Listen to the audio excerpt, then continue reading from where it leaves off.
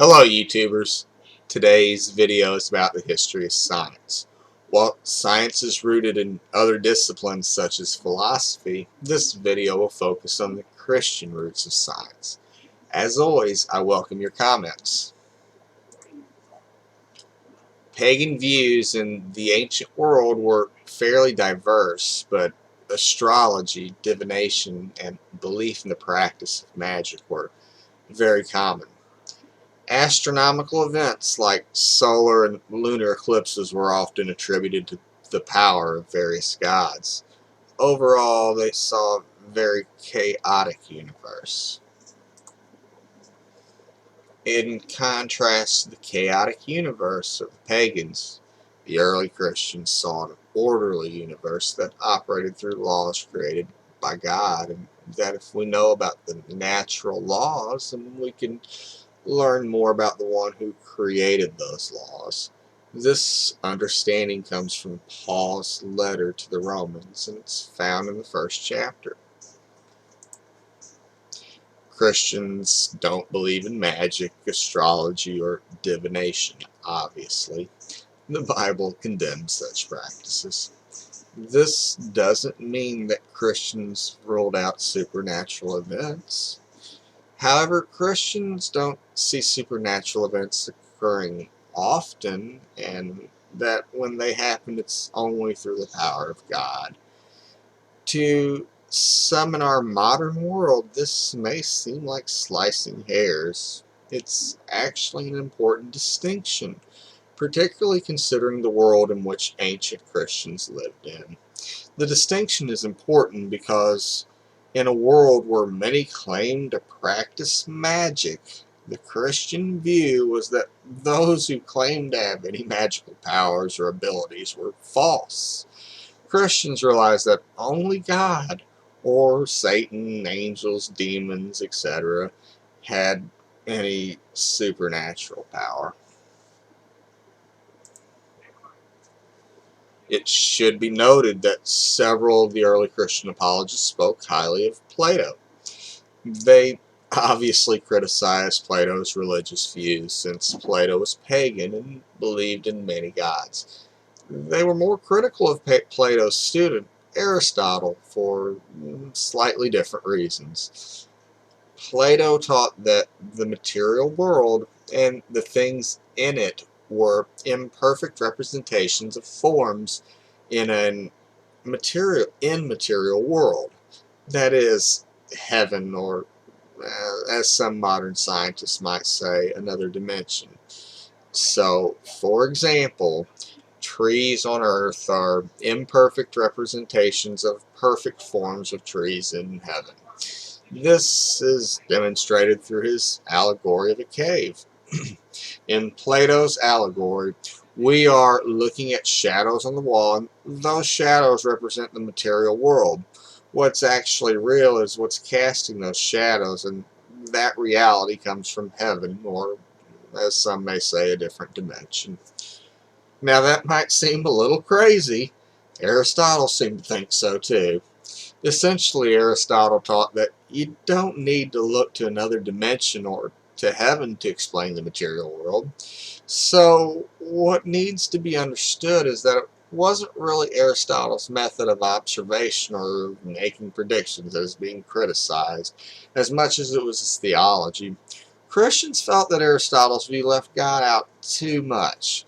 Early Christians were opposed to people leaving God out of their understanding of existence, but at the same time they recognized that the universe operated by natural laws. So, on the sum, it's not really fair to say that they were opposed to science. What's even more fascinating is that Plato's view, according to some notable modern scientific views, may actually be right.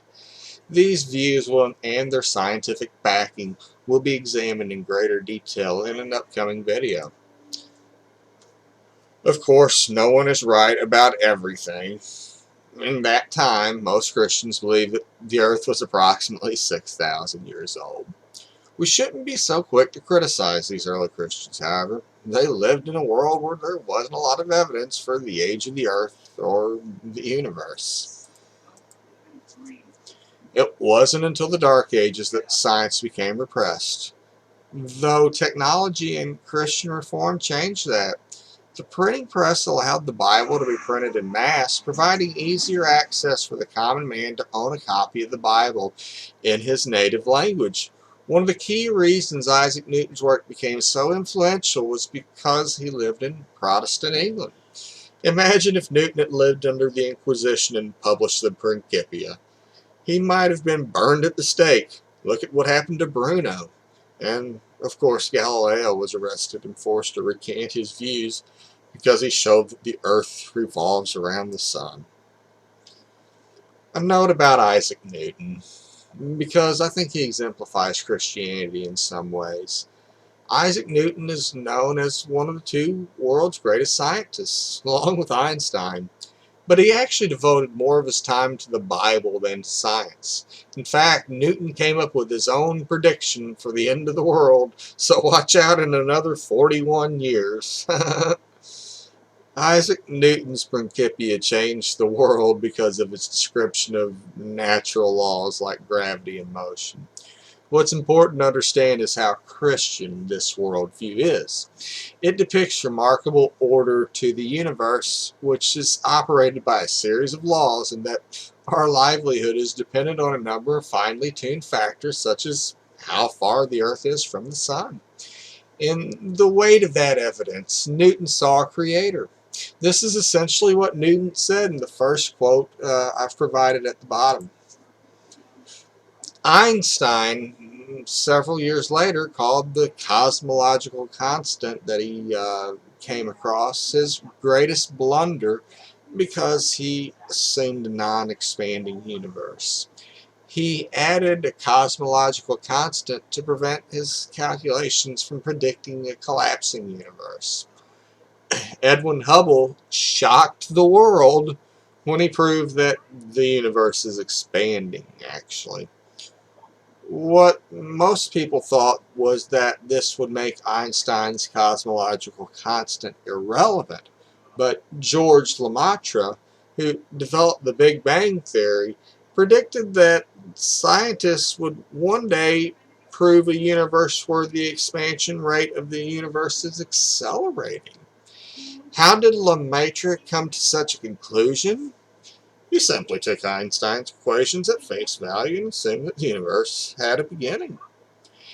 In a universe where it's proven that the expansion rate of the universe is accelerating, Lemaitre predicted that it would make Einstein's cosmological constant relevant.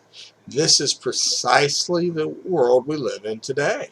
Simply put, modern science has shown a Catholic priest and physicist to be right about Einstein's greatest blunder. So, what can we learn? Well, there isn't much difference between the pro-science Christians of today and the pro-science Christians in earlier times. There's always been a faction that's been less in favor of science, and there's been a faction that's been more in favor of science. The earlier Christians were much more in favor of science until they started to honor tradition more than objective reality, leading to the Dark Ages and the repression of science. Technology and reform paved the way for the Age of enlightenment both of natural laws and of our understanding of God. In the modern age, fundamentalism has allowed for a resurgence of anti-science and anti-intellectual views. The bottom line is, when knowledge and reason are suppressed, bad things are happening. The way I see it, things haven't changed much in the past 2,000 years. And I think that's the meaning of the passage in Hosea mentioned in the quote below. Hey, thanks, folks. If you like what you see, don't forget to subscribe.